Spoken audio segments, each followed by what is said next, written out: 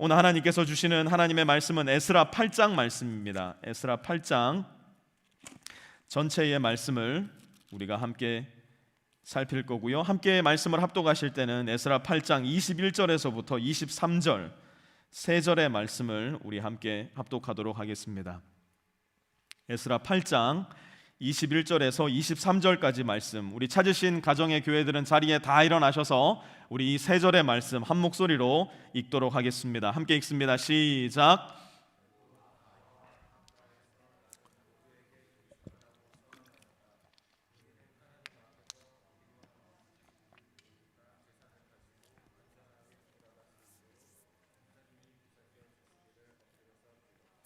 왕에게는 우리가 이미 하나님을 찾는 사람은 하나님이 잘 되도록 보살펴 주시지만 하나님을 저버리는 자는 하나님의 큰 노여움을 피하지 못한다고 말한 바가 있어서 우리가 돌아가는 길에 원수들을 만나게 될지도 모르니 보병과 기병을 내어달라는 말은 부끄러워서 차마 할 수가 없었다.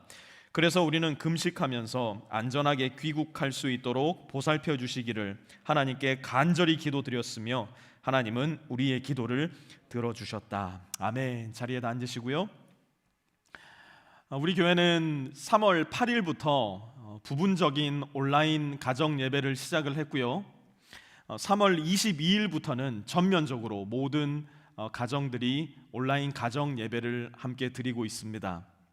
이렇게 예배를 드리면서 이제 머지않은 시간에 다시 이 위기가 다 지나가고 함께 이 자리에 모여서 예배 드릴 수 있겠지 희망하며 바라면서 한 주, 두 주 그렇게 한 달 하고도 절반의 시간이 훌쩍 지나가 버렸습니다. 여러분도 잘 아시는 것처럼 이 코로나 바이러스가 그렇게 만만치가 않습니다. 사실 이 상황이 언제까지 계속될지 알 수 없는 상황이고 또 조금 잦아진다고 하더라도 사실은 마음을 놓고 방심하기에는 조금 이른 시간임에는 틀림이 없는 것 같습니다.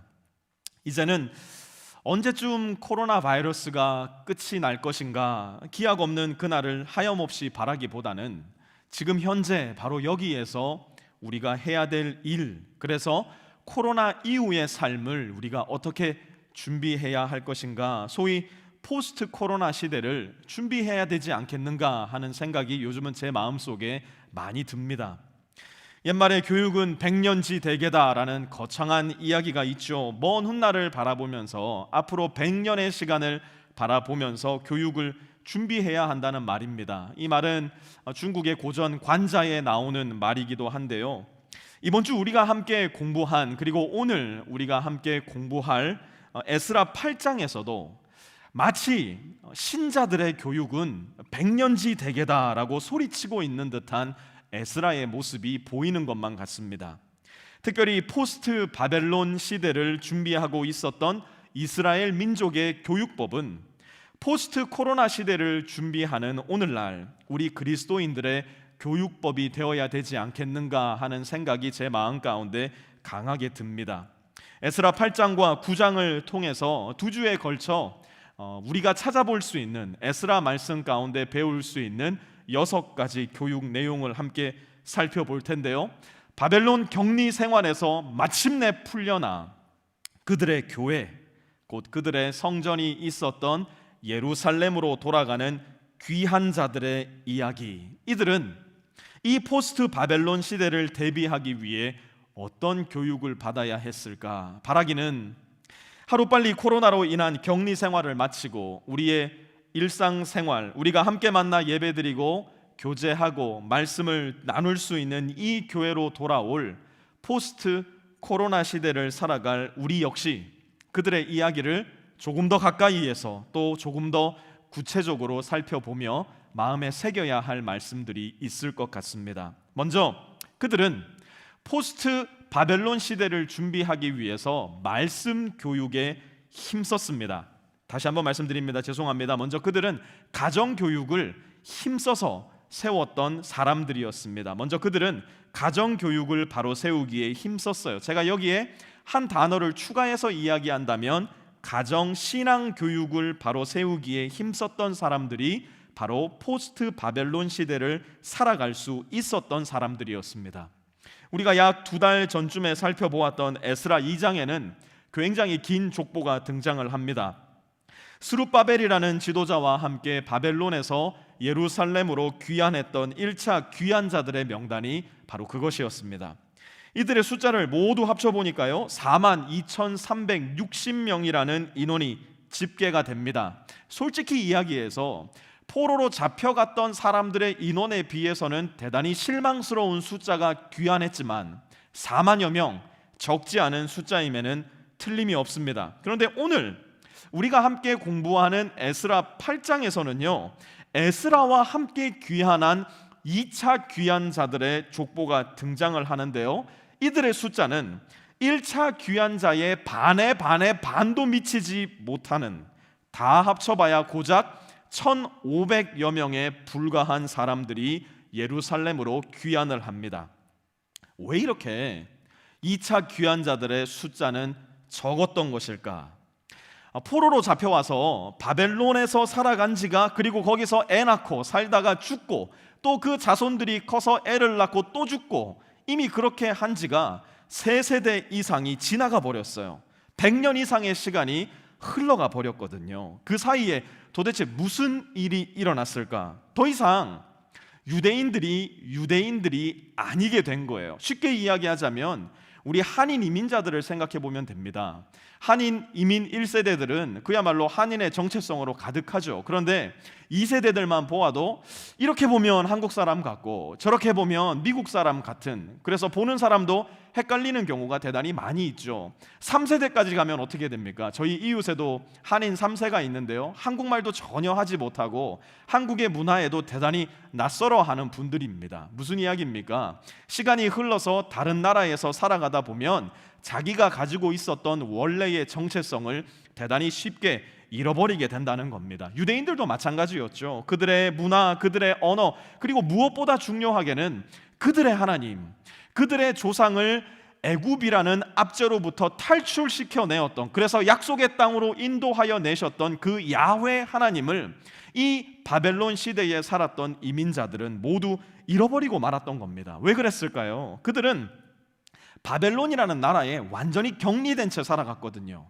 절대로 자기의 나라로 돌아가지 못하는 신세였거든요. 바벨론의 문화와 사상과 종교에 완전히 젖어들고 만 거예요. 그 긴 격리 생활 속에서 하나님을 믿는 가정으로서 마땅히 전수해야 할 가정교육, 가정의 신앙 교육을 그만 상실해버리고 말았어요. 왜 그랬을까요? 이유는, 그리고 핑계는 여러 가지가 있었을 겁니다. 먹고 사느라 너무너무 바빴거든요.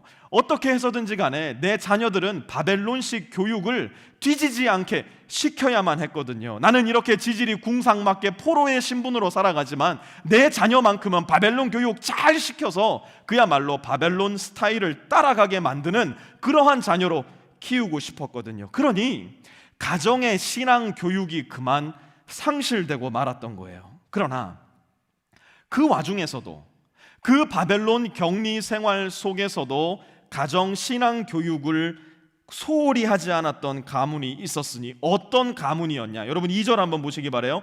비느하스 가문이에요. 3절도 보시면요, 바로스 가문, 4절 바핫 모앗 가문, 5절 삿두 가문, 6절 아딘 가문. 여러분 14절까지 계속해서 어떤 가문들이 가정의 신앙 교육을 잘 시켰는가 얼마든지 계속 내려갈 수 있습니다. 그런데 제가 한 가지 여러분에게 묻고 싶은 건 이거예요. 도대체 이 이름들이 저와 여러분에게 무슨 의미가 있냐고요. 제가 이 이름을 제대로 발음하기 위해서 10번도 더 읽어가면서 연습을 했는데 하나도 익숙하지 않은 이름, 도무지 알아볼 수 없는 이름, 발음하기에도 어려운 이 이름이 우리에게 무슨 관계가 있겠느냐 말이에요. 그럼에도 불구하고 이 이름들이 오늘 저와 여러분에게 가르쳐주는 핵심 메시지는 이거예요. 잘 들어보세요. 아무리 긴 격리 생활을 한다 하더라도, 아무리 이 시대의 문화와 사상이 우리를 향해서 거칠게 파도처럼 몰려온다 하더라도 하나님은 우리의 신앙과 믿음을 자녀들에게 전수하고자 결단하고 실행하는 가정과 그 자녀들을 반드시 지켜준다는 사실이에요. 우리가 지금 제대로 알아보지도 못하는 이름을 손에 들고 읽고 있는 것처럼 100년, 1000년이 지난다 하더라도 저와 여러분이 우리 가정의 신앙 교육을 자녀들에게 전수하기를 게을리 하지 않는다면 저와 여러분 가문의 이름이 하나님의 책에 기록될 것이라는 약속이 바로 이 족보 이야기 가운데서 명확하게 우리 눈에 보여지고 있는 것입니다. 저는 우리 빛의 교회 가정에서 성실하고 신실한 가정 신앙 교육이 이루어지기를 바랍니다. 그래서 하나님의 나라로 들어가는 사람들 명단에서 저와 여러분 그리고 모든 자녀들의 이름 단 한 사람이라도 빠지는 이가 없게 되기를 바라요. 그 족보를 우리가 읽어볼 수 있다면 우리는 결코 지금 현재 우리의 본문 8장 1절에서부터 14절까지 읽는 그 따분한 마음을 가지고 그 명단들을 읽지 않을 거예요. 우리는 하나님 나라에 입성하는 가정의 명단을 가장 흥분되고 가장 기대되는 마음으로, 또한 동시에 가장 두려운 마음으로 그 명단을 대하게 될 거예요. 제 말이 맞나 틀렸나 한번 보실래요?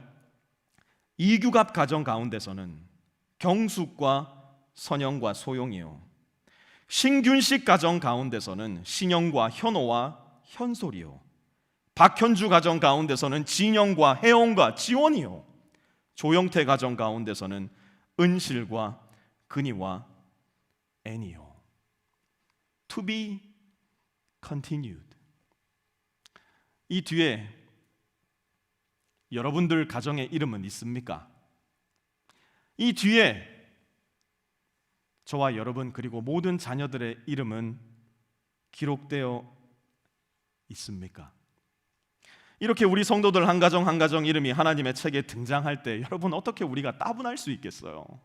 어떻게 우리가 지루하다고 이야기할 수 있겠어요? 가장 흥분되고 기대하는 마음으로 내 이름은 언제 나올까? 내 아들 이름은 언제 나올까? 내 딸 이름은 언제 나올까? 언제요? 우리가 가정교육을, 가정신앙교육을 성실하게 하나님 앞에 감당했을 때 우리는 이 족보의 이름에서 우리의 이름을 기대하는 마음으로 찾아볼 수 있을 거예요. 이 일을 위해서 우리가 해야 할 일, 가정의 신앙교육이 제대로 이루어져야 할 텐데, 그렇다면 구체적으로 우리 가정신앙교육 어떻게 시켜야 됩니까? 계속해서 우리 가정의 교육이 어떻게 되어야 되는가 살펴보도록 하겠습니다. 두 번째로 말씀 교육이 제대로 이루어져야 합니다. 말씀 교육이 제대로 이루어져야 돼요. 포스트 코로나 시대를 준비하는 백년지대계 대단히 거창한 듯이 이야기했지만 사실은 가장 처음부터 하나님 앞에 부름받았던 우리 신앙의 선조들은 말씀 교육을 게을리하지 않았어요. 15절 말씀 함께 봅니다. 나는 사람들을 아하와 강가에 불러 모으고 거기에다가 장막을 치고 사흘 동안 묵으면서 그곳에 모인 사람들을 살펴보았다. 자, 이제 모든 귀한 자들이 예루살렘을 향해 떠나기 위해서 한자리에 모였어요. 그런데 에스라는 흥분된 마음을 가지고 렛츠 고! 즉시로 외치지 않고요, 사흘 동안 모인 사람들의 면면을 신중하게 살펴봅니다. 혹시 유대인도 아닌데 유대인인 척하면서 낄 때 안 낄 때 구분 못하고 낀 사람 없나 살펴보았을 거예요. 혹시 신천지 없나 살펴보았을 겁니다. 통일교가 들어와 있지는 않은가, JMS는 있지 않은가. 에스라는 민족의 지도자로서 혹여라도 잘못된 신앙과 잘못된 믿음이 그들 무리 속에 들어와 있지는 않았는지 신중하게 살폈을 겁니다. 그렇게 신중히 한 사람 한 사람, 한 가문 한 가문을 살피던 에스라는 이 사실을 발견하게 돼요. 15절 계속 봅니다. 백성과 제사장 가운데 누가 하나도 없었다고요? 가정의 교회들 한번 큰 목소리로 얘기해 봅시다. 레위 사람이 한 사람도 없었다는 거예요. 이게 무슨 문제가 될까요? 왜 레위 사람이 없는 것이 지금 에스라에게는 문제가 되는가? 레위 사람의 임무는요, 하나님의 성전에서 하나님의 말씀을 가르치고 예배를 인도하는 것이었어요. 이제 이스라엘로 돌아가려고 봤더니만 예배를 인도하고 말씀을 가르쳐야 될 레위 사람이 한 사람도 없는 거예요. 그러면 예루살렘으로 돌아간다 한들 도대체 이 귀환이 무슨 의미가 있겠어요? 이제 알게 모르게 귀한 자들의 생각과 마음에 찌든 태처럼 그야말로 꽉 박혀 있었던 바벨론의 종교와 문화와 사상의 틀을 깨뜨려내야 될 텐데, 그 역할을 말씀을 가르치는 사람들, 예배를 인도하는 사람들이 해야 될 것 아닙니까? 그런데 이 사람들이 없으니 귀환한들 도대체 뭐가 달라지겠냔 말이에요. 그래서 에스라는 이렇게 합니다. 16절. 그래서 나는 지도급 인사인 엘리에셀과 아리엘과 스마야와 엘라단과 야립과 나단과 스가랴와 무슬람과 학자인 요야릭과 엘라단을 불러서 지도급 인사들을 불러 모으고 이들을 레위 사람들을 선발할 장소로 보냅니다. 이해하기 쉽게 말하자면 우리 교회 운영위원 집사님들이 다 모여가지고 말씀을 가르칠 사람, 예배를 인도할 사람을 찾아서 어디론가 떠나게 된 거예요. 에스라는 이들을 어디로 보냈느냐? 17절 보십시오.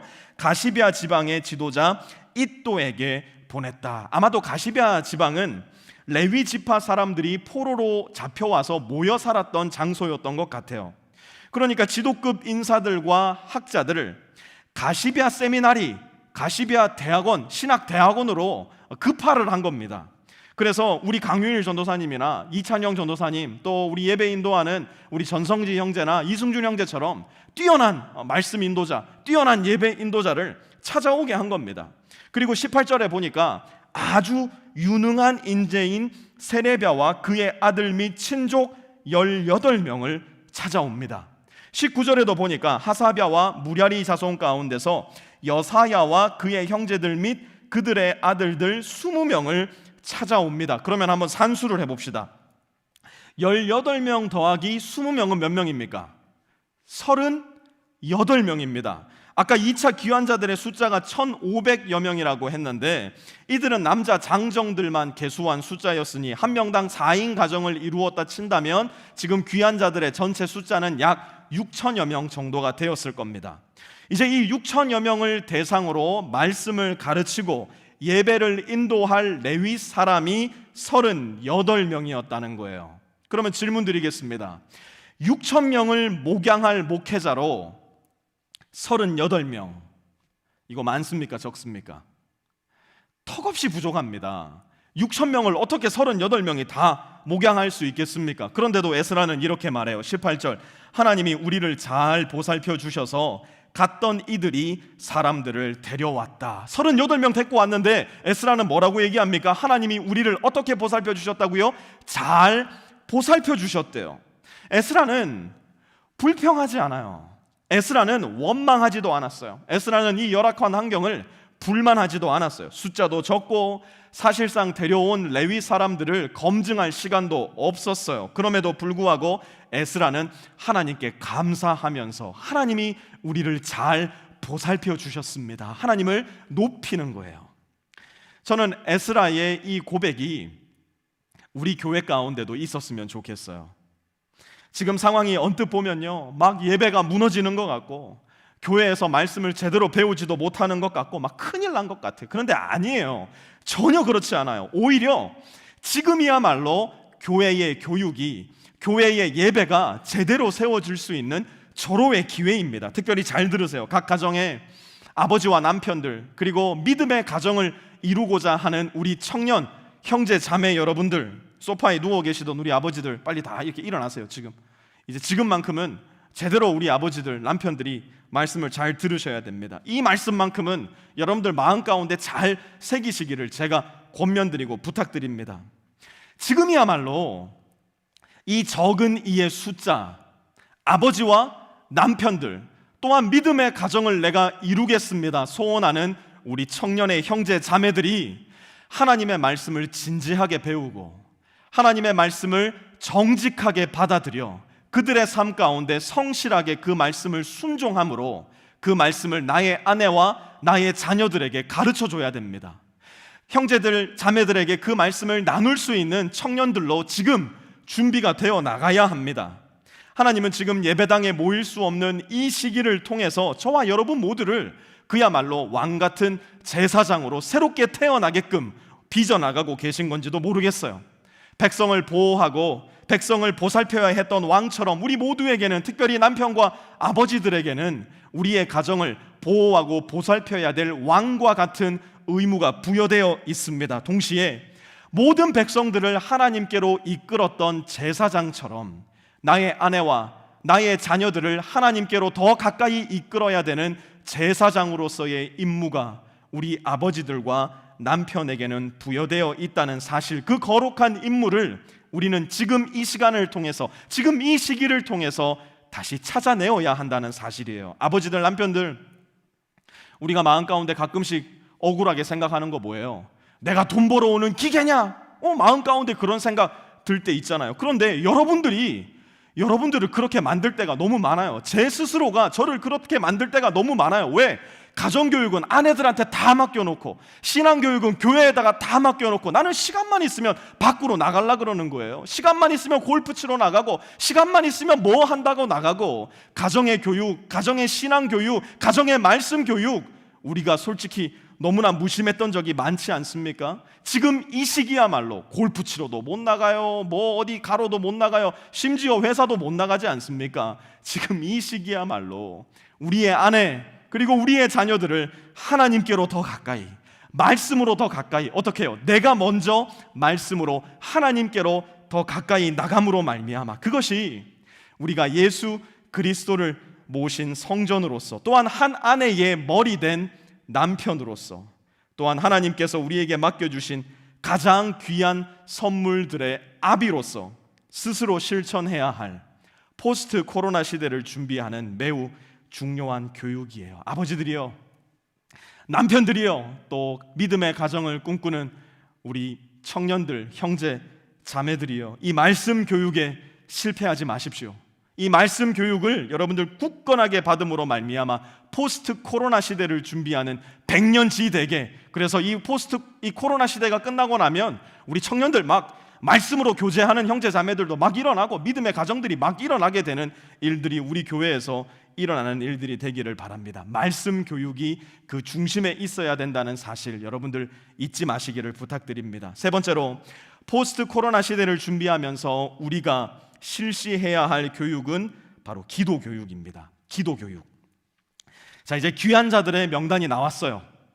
예배를 인도하고 말씀을 가르칠 레위 사람들도 모두 집결했어요. 이제 출발만 하면 되는 겁니다. 모두가 들뜬 마음을 가지고 자, 예루살렘을 향해 출발하려고 하는 그 순간 에스라가 다시 한번 손을 들고 외칩니다. Wait a second, wait a second. 잠깐만 기다리십시오.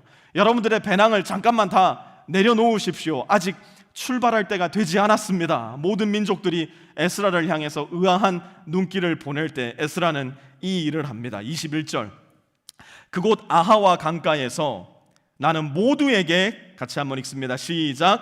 금식하라고 선언하였다. 뭐 하라고 선언을 하였다고요? 금식하라고 선언하였다. 자, 에스라는 이 중요한 시국에 느닷없이 금식 기도를 선언합니다. 밥 잘 먹고 떠나도 모자랄 판에 갑자기 느닷없이 금식을 선언해요. 그러면 우리는 물어야 됩니다. 금식은 왜 하는 겁니까? 금식은 어떻게 해야 되는 겁니까? 우리는 물어야 합니다. 금식의 나쁜 예와 좋은 예를 살펴보면서 금식이 무엇인가, 금식의 이유는 무엇이며 금식은 어떻게 해야 하는가 한번 살펴보려고 합니다. 금식의 나쁜 예를 먼저 살펴보겠습니다. 만약 금식 기도가 내 야망과 목적과 욕심의 성취에 중심이 가 있다면 이러한 금식은 안 하느니만 못한 종교적 도구가 되고 맙니다.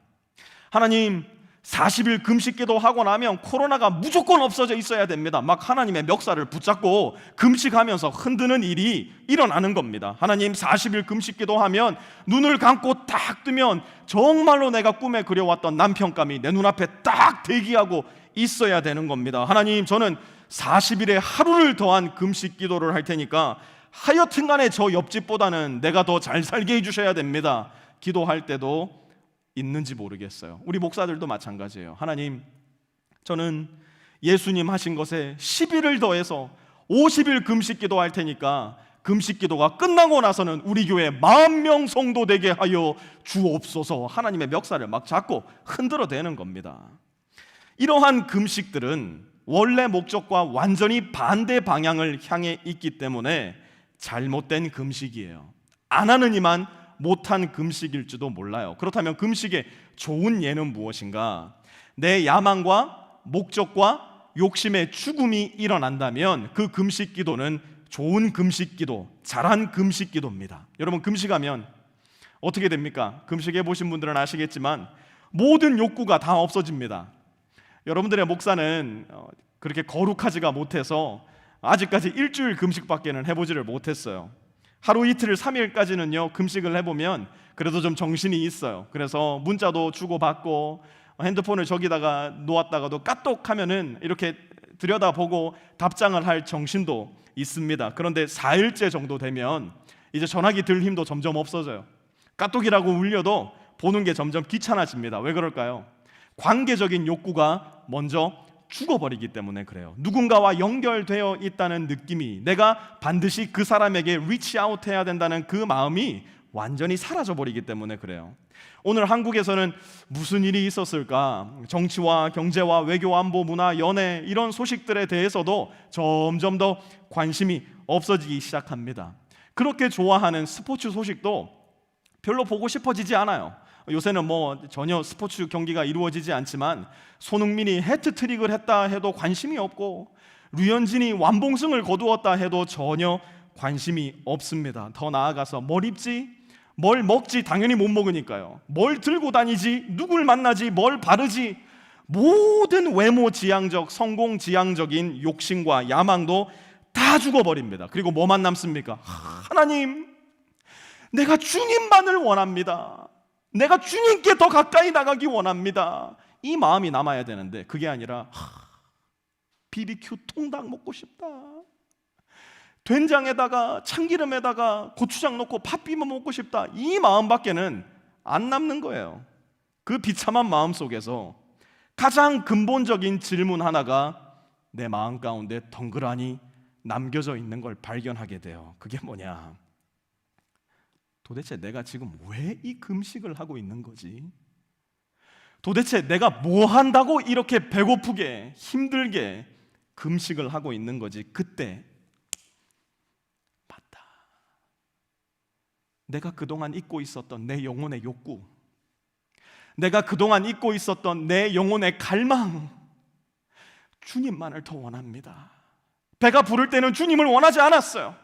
내가 주위에서 뭔가를 누리고 있을 때는 주님을 원하지 않았어요. 내가 왜 원해야 되었는지도 몰라요. 그러나 배고픔 가운데, 금식 가운데 내가 주님께 더 나아가기를 소원합니다. 내 야망, 내 욕심, 내 목적의 죽음이 일어나는 겁니다. 누가 그러셨어요? 예수님이 그러셨잖아요. 예수님이 우리에게 좋은 모범을 보여주시기 위해서 예수님의 금식으로 좋은 예를 우리를 위해서 보여주셨잖아요. 우리도 만약에 금식 기도를 한다면 이 목적을 가지고 금식 기도를 해야 된다는 이야기예요. 그런데 오늘 본문에는 금식을 하면서 대단히 재미있는 장면이 하나 등장을 해요. 22절 한번 보세요. 왕에게는 우리가 이미 하나님을 찾는 사람은 하나님이 잘 되도록 보살펴 주시지만 하나님을 저버리는 자는 하나님의 큰 노여움을 피하지 못한다고 말한 바가 있어서 우리가 돌아가는 길에 원수들을 만나게 될지도 모르니 보병과 기병을 내어달라는 말은 부끄러워서 차마 할 수 없었다. 여러분들에게 딱 마음에 와닿는 말로 이 말씀을 번역을 해주신다면 왕에게 쪽팔려가지고 부탁을 못하겠더라는 거예요. 저는요, 저와 여러분 그리고 이 시기를 살아가는 모든 그리스도 안의 형제와 자매들에게 우리 에스라가 가지고 있는 이러한 기백이 좀 있었으면 좋겠어요. 평소에는 하나님이 날 지켜주신다, 하나님이 날 보살펴주신다, 내가 어딜 가든지 주의 손이 나와 함께 하신다, 그러니 당신도 예수 믿으시오 했다가 위기의 상황이 터져버리면은 제일 속수무책이에요. 죄송합니다만 제일 오도방정 떨면서 나 이제 어떻게 사냐, 나 어떡하면 좋냐, 고개를 마치 머릿속에 파묻어버리고 두려워 떠는 모습, 난리도 그런 난리가 없는 모습, 솔직히 제 안에서 가장 많이 발견하게 되는 것 같아요. 예수 안 믿는 사람들이 우리의 그런 모습을 보면 도대체 예수님을 뭐라고 생각하겠습니까? 당연히 두렵죠. 당연히 무섭죠.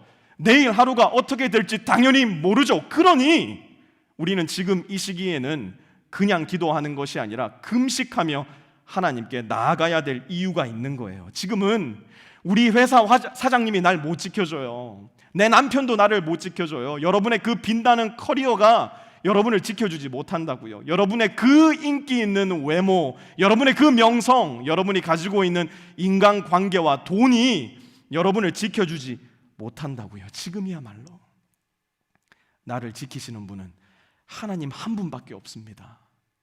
나와 함께 이 어려움을 통과해 나갈 수 있는 분은 오직 주님 한 분밖에는 없습니다. 인정하며 주님께 나아가야 할 때예요. 그렇게 하기 위해 가장 좋은 방법이 금식하며 기도하는 것이에요. 그래서 이번 주 토요일 우리 빛의 교회는 종교인 금식 기도를 선포합니다. 교역자들은 하나님께 너무너무 죄송하고 부끄럽지만 토요일 하루 전체 금식하면서 하나님 앞에 나아갈 거고요. 아까 광고 드린 대로 우리 성도님들은 한 끼 금식을 하면서 오전 그리고 오후 제가 보내드리는 기도의 제목들을 보시면서 기도하는 마음으로 하루를 보내시고 저녁 7시가 되면 우리가 줌에서 함께 모여서 금식 기도회를 하나님께 올려드리려고 합니다. 포스트 코로나를 준비하기 위해서 우리가 잊지 않고 우리 마음 가운데 간직해야 할 교육, 그것은 바로 기도 교육이기 때문이에요. 20세기 초에 미국과 유럽에서 천재적인 기술자로 명성을 날렸던 찰스 스타인메츠라는 사람이 있었습니다. 이분은 1865년 태생이었는데요. 그 당시로서는 이분보다 더 뛰어난 전기 기술을 가진 사람은 없었다고 합니다. 1900년 초에 제너럴 일렉트릭에서 복잡한 기계를 이 기술자들이 모여서 만들었는데요. 그 당시에 그 누구도 알아낼 수 없는 이 고장이 일어나가지고 이 비싼 기계를 만들어 놓고는 사용을 할 수가 없었다고 해요. 그래서 그 당시 은퇴해서 쉬고 있었던 이 찰스 스타인메츠를 불러들여서 기계의 문제점이 무엇인가 지적해 달라고 요청을 했다고 합니다. 그는 제너럴 일렉트릭 회사로 와서 그 기계를 보고 그 기계 주위를 몇 분 동안 걸어 다니다가 분필을 하나 달라고 요청을 해서 그 분필로 어떤 한 부분에 이렇게 X표를 쳤다고 합니다. 거기를 열어보니까 놀랍게도 거기가 바로 고장난 바로 거기였던 거예요.